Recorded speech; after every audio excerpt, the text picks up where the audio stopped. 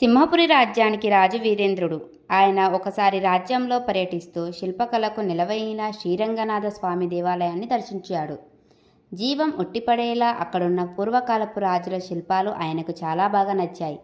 దేవాలయం మొత్తం తిరిగి దర్శనం చేసుకొని రాజభవనానికి చేరుకున్నాడు వీరేంద్రుడు. ఇంటికి చేరుకున్న ఆయనకు ఆ శిల్పాలే కళ్ళ ముందు మెదులుతున్నాయి. అంతలో ఎదురుగా ఉన్న నిలువుటద్దంలో తన ప్రతిబింబం కనిపించింది. దాంతో తన రూపాన్ని శిల్పంగా చేయించుకోవాలనే ఆలోచన కలిగింది మహారాజుకు. వెంటనే మంత్రి హితవర్మను పిలిచి తన ఆలోచన వివరించాడు. అదెంత మరి మహారాజా, మేటి శిల్పులకు ఆ పని అప్పగిస్తాను. కళకు ప్రోత్సహించి గౌరవించినట్లు కూడా ఉంటుంది అని బదిలిచ్చాడు మంత్రి. వారం రోజుల తర్వాత హితవర్మ రాజ్యంలోనే కొంతమంది శిల్పులను రప్పించి కొన్ని పరీక్షలు నిర్వహించి అందులో నుంచి ఇద్దరిని ఎంపిక చేశాడు. మీకు మహారాజు చిత్రాలను ఇస్తాను. మీరిద్దరూ ఆయన శిల్పాలను తయారు చేయాలి. నెల రోజుల్లో ఆ పని పూర్తి చేయాలి. దానికి తగిన పారితోషికం అందిస్తాను. అంతేకాకుండా ఎవరు తయారు చేసిన శిల్పం బాగుంటే వారికి శిల్ప బ్రహ్మ బిరుదుతో పాటుగా ప్రత్యేక సన్మానం కూడా ఉంటుంది అని వివరించాడు మంత్రి. ఆ మాటలు విని అలాగే మంత్రివర్య అంటూ బదిలిచ్చాడు మొదటి శిల్పి కేశవుడు. రెండో శిల్పి మాధవుడు మాత్రం మౌనంగా ఉన్నాడు. అది గమనించి మీకేమైనా సందేహాలున్నాయా అడిగాడు మంత్రి.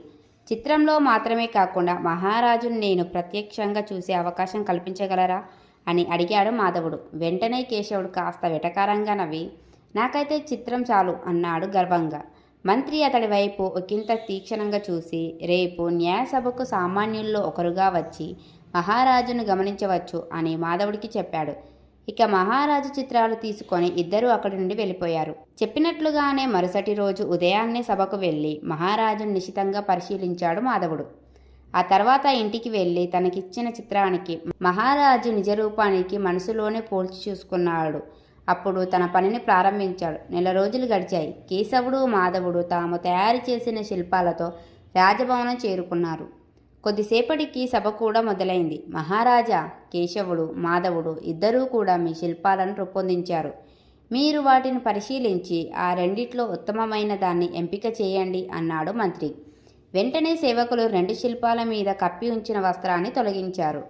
అందరి చూపులు శిల్పాలపైనే. కేశవుడు మాధవుడు చెక్కిన శిల్పాన్ని చూసి అదేంటి, చిన్ని కళ్ళు, వంకర ముక్కు, రాజుకు నచ్చకపోగా కోపం రావడం ఖాయం, సన్మానం తప్పక నాకే అనుకుంటూ మాధవుడి వంక హేళనగా చూశాడు. అతను మాత్రం ఏమీ అనకుండా నిశ్శబ్దంగా నిల్చున్నాడు. ఇక మహారాజు రెండు శిల్పాలను నిశితంగా చూశాడు. కేశవుడు రూపొందించిన శిల్పం చాలా చాలా అందంగా ఉంది. మాధవుడు రూపొందించిన శిల్పం కూడా అందంగానే ఉంది. కానీ కాస్త తేడా ఉంది. మహారాజు ఆలోచిస్తూ తన రూపాన్ని గుర్తు చేసుకున్నాడు. అప్పుడు ఆ రెండు శిల్పాల మధ్యనున్న తేడా అర్థమైంది. వెంటనే మహారాజు కేశవుడు కళ్ళు, ముక్కు ప్రతిదానికి కల్పిత సౌందర్యం జత చేసి అద్భుతంగా మలిచాడు. మాధవుడు సహజ సుందరంగా శిల్పాన్ని చెక్కాడు. వాస్తవికతను ప్రాధాన్యం ఇచ్చి నా నాసిక వంపును అలాగే చెక్కాడు. కళ్ళను విశాలంగా కాకుండా సహజ పరిమాణంలోనే ఉంచాడు. మాధవుడు రూపొందించిన శిల్పం నా నిజరూపానికి ప్రతిరూపంలా ఉంది.